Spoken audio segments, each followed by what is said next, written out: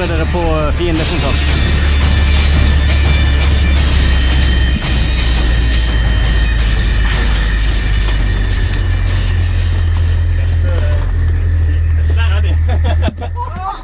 Ser du? God dag, faen! Ok, vi går ut. Åpne døren da! Jeg har på safe.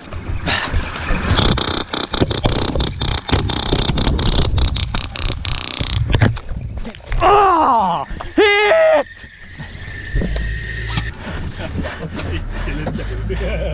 Faen!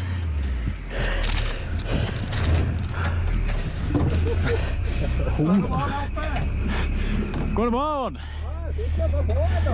Herlig. Forbered dere på fiendekontakt snart.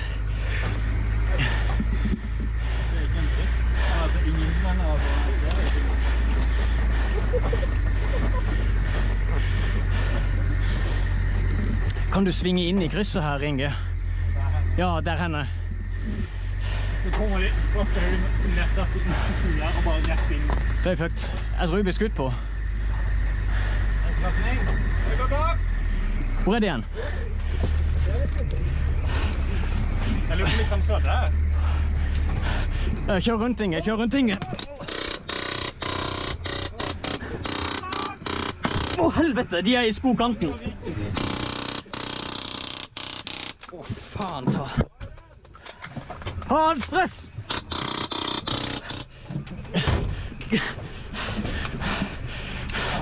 Jonas kan åpne den døra. Jonas, den døra. Opp, opp, opp. Ja. Bare vent.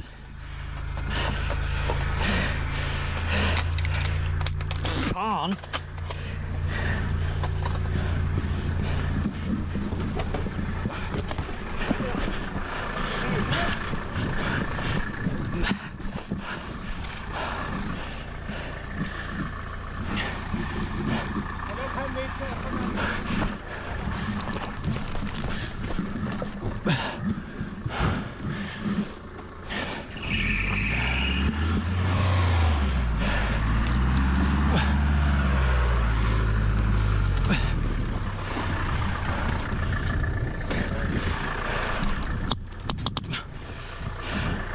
Ja.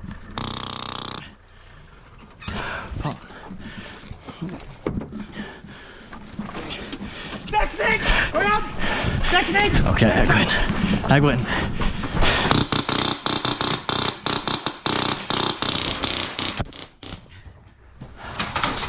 Faen. Magasin! Vi har ikke medic.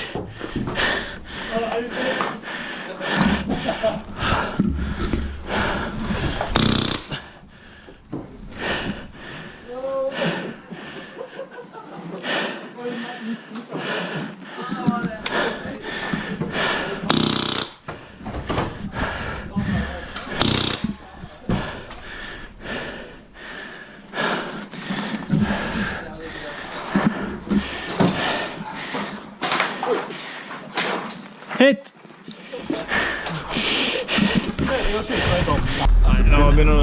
Hvor er vi hen? Begynner litt med det. Det er for varmt her inne nå, så nå venter jeg kommer ut på en scene. Hvor er vi? Klar å kjøre. Skal jeg se, jeg bare se hvor vi er hen. Nå er vi her, ja. Ok, perfekt. Ja, vi tar... Ja, døra opp med en gang. Skal vi det? Nei, vi lukker når vi kjører. Ikke når vi kjører, men vi lufter frem til vi starter å kjøre. Jeg vet det. Vi sitter her i sånn 10-15 sekunder til, så er vi cirka klare.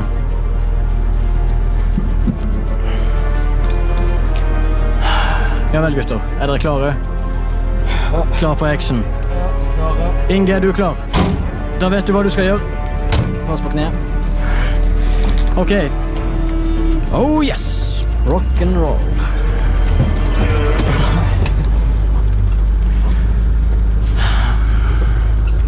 Så jeg vet du hvordan du åpner en dør. Det er bra. For jeg vet det ikke.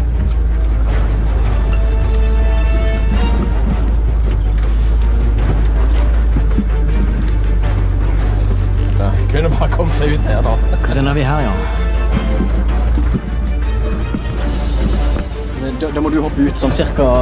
Hoppe ut når jeg sier det. Er det ikke det? Nei. Nei, men det er disse problemene. Ok, du kan opp ut nå. Fantastisk. Jeg holder bare døra. Vi må rygge inn, sånn at vi har... Er vi over lenger frem? Eller? Ja, kjør litt lenger frem. Skal vi... Ja. Skal vi se, det er sikkert noen fiender inne i skauen nå.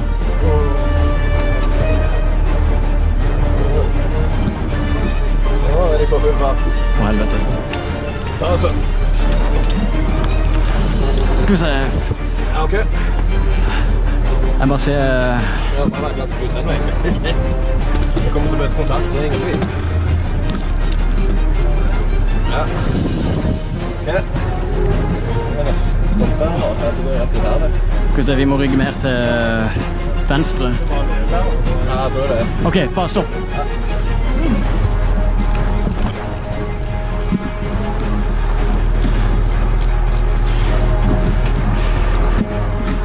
Ok, planen var å gå ut i skogen, men jeg tror vi...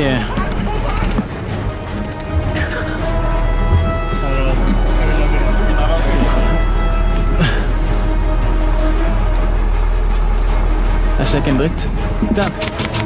Helt bak i skogen. Helt bak i skogen ser det en fyr. Jeg kommer inn der, Jonas.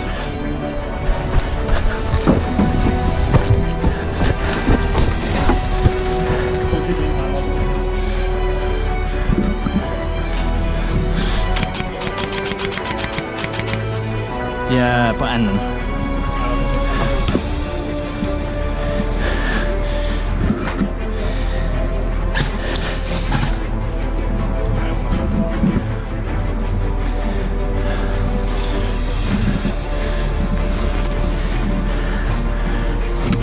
Han er, ok, hus, jeg kan ta han.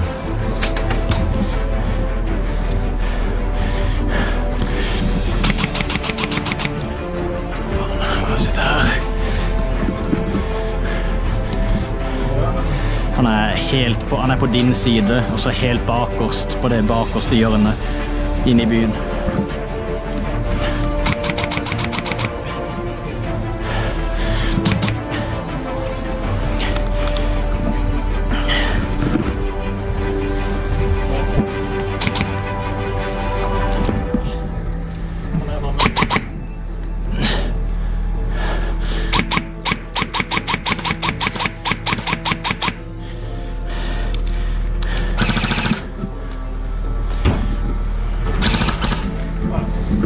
Er han død?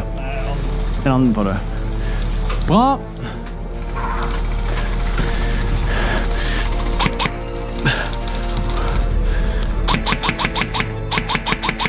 Sniperen er i skauen, pass på han!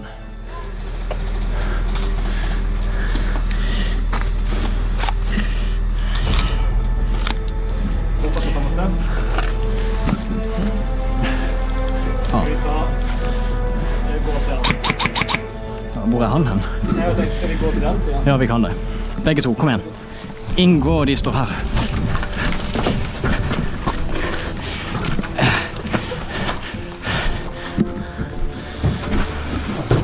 Friendly!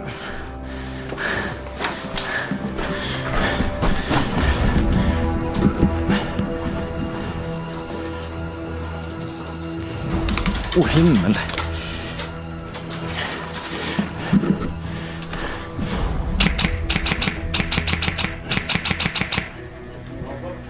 Hva sa du? Ja, jeg har det. Jeg må stille ned etterpå.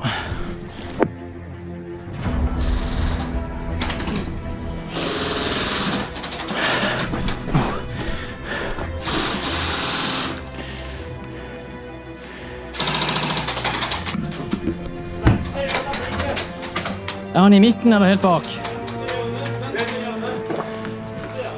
Rett her?